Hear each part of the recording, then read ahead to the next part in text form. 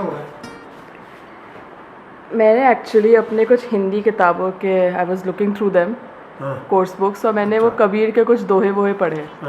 तो मुझे लगा कि I really don't know much about him. मैंने उस वक्त तो पेपर पास कर लिए, but I really don't know much about him. And also, you know, because like we look similar, so people assume that I'm your daughter and ask me questions on Kabir, and it kind of gets embarrassing. तो जामिया के दौरान भी पूछा था interview के वक्त. So I was thinking that we can make this like, you know, a kind of a question answer thing for a layman to understand Kabir, like me. Okay. So I'm going to ask you some questions and you will have to answer. All so right. my first question is, who was Kabir? Well, who was Kabir? To begin with, he was a weaver from Banaras. In his own words, तो बामन में काशी का जुल्हा. अच्छा. So he identifies himself as a weaver from Banaras. And this is important because he was born and brought up in the family of Muslim weavers, and by his own volition, because of his own curiosity, he learned a lot. He learned from Nathpanthis, he learned from Vaishnava Sadhus, from his Guru Ramanand, and then he did not exactly follow any one of them. Okay. He charted his own course, which borrowed ideas and terms from all traditions available to him, but which had its own specific orientation and grammar. This is something which his contemporaries realized quite well. His first biographer, who wrote about him just 80 years after his demise, Anant Das, opens his parchai with the statement, Kashi वसे जुलाहा एक, हरि भक्ति की पकड़ी take. There is a weaver in Kashi who has taken the path of Hari Bhakti. Similarly, Nabhadas, some years after Anant Das, noted that Kabir did not bother to please anyone. He spoke the truth, blunt truth, and he was opposed to the ideas of Varnashram and also to the given traditional 6 schools of Indian philosophy. Kahani Rakhi nahi Varnashram Svat Darshan. So the special nature of Kabir's poetry and personality was well known to people in his time and immediately after his time. So now you said that he was born in a family of Muslim weavers. That's right. Right. So this might be a naive question, but the poetry that we read of him, so he talks to someone Ram, and I would take it to mean Ram, as everyone knows him. So how does that happen? In fact, not only Ram, Kabir has so many names of God with a capital G, of ultimate power, borrowed from Vaishnava tradition. He does not have only Ram, he also has Kesav, Murari, Govind, and like that. Similarly, so was it Ram or Ram just meant God? So and he just took the name of Ram. Obviously, yeah, that's a valid question. See, for Kabir, Ram was not the avatar Ram. He was not referring, when he was talking of Ram, he was not referring to Ram as known as avatar or king of Ayodhya or son of Dashrath. It is not that. Ram to him is a name given to his deep spiritual experience, given to his deep spiritual anguish, and also it's a name through which he interrogates all the social order and ritual formalism and hierarchies of caste and conflicts on the basis of religious identities. So Ram is a kind of it's a name given to the sum of his experience. It's certainly the Ram. It's certainly not the Ram as we know Ram as an avatar or as the king of Ayodhya. Certainly. Okay. Like during his time, like when he was alive and all, when he was writing, was he a popular poet or Well, whatever? he was both popular and persecuted. Okay. He was quite popular, and in fact, again, according to Anantadas, he was not very happy with unnecessary popularity, and sometimes he devised tricks to get rid of his following. He was one man who was not happy with too much of good press and did not want to be, to be followed by too many people. And he, of course, received wrath of the people. So he was banished from Banaras because he was critical of both Hindu religious establishment and Muslim religious establishment. He had to leave Banaras, but he was not killed. Yeah. And he was not, he was allowed to live in Banaras for quite some time. The point I am trying to make is this, that contrast this situation. This was supposedly the medieval times, as people call it. Suppose he was saying the things he was saying in 21st century. Things condemning Murti Puja, criticizing the whole ritual, namaz and ajan and all that. You can imagine what would have happened to that society. Of course it persecuted, but that society also provided him a lot of followers, and not only from the depressed sections of society. Okay. This is important.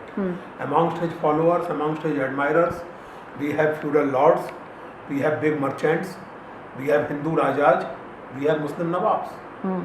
So it is not as if he was just a marginal voice. So basically saying, okay, this connects to the earlier question. So all these people, not just the depressed classes, but all these noble classes, they also understood that for him, Ram meant God as whole and not one particular identity. Those who admired Kabir understood it. And even those who criticized him or disagreed with him understood it. Okay. I mean, it was not as if that he has only been discovered or understood only by people who speak English or who go to Indian history after the European or British systems of research. Okay. Kabir's people, whether supporters or his opponents, they understood what he means and what he is saying. They understood it well, and they admired or criticized or disliked him precisely for the reason that they understood. Okay, so now another question which comes up quite some, like, when you're reading Kabir as part of the Hindi textbook or whatever, he shares this trait with Tulsidas. They don't seem to have much nice things to say about women, like from whatever I have read. Yeah. Well, before coming to this question, Manu, if you allow me, I would like to little bit talk about, you put the question who was Kabir, and I told you he was a weaver from Banaras. But of course we remember him not for being just a weaver from Banaras. We remember him, and we must remember and revere him for being a great poet, a great philosophical poet. Now this is a poet who is essentially a poet of love. His social criticism actually emanates from his experience of love or his yearning for love or his spiritual anguish.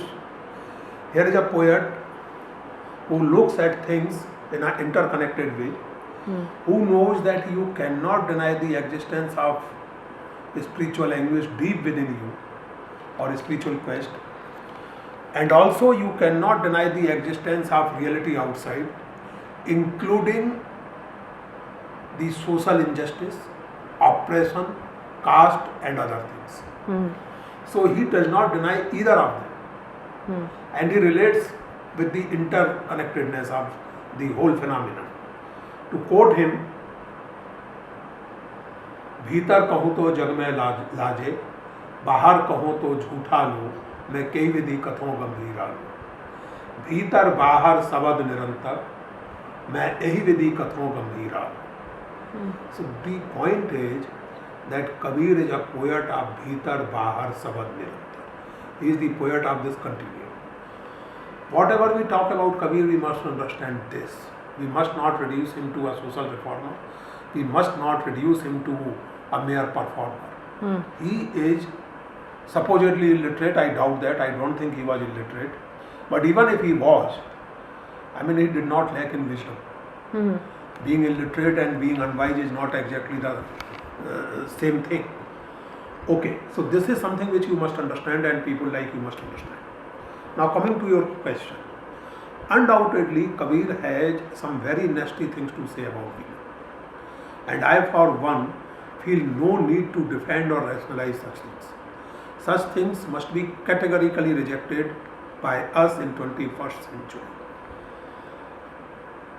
Not forgetting, however, that these were the limitations of 15th and 16th century when he was writing.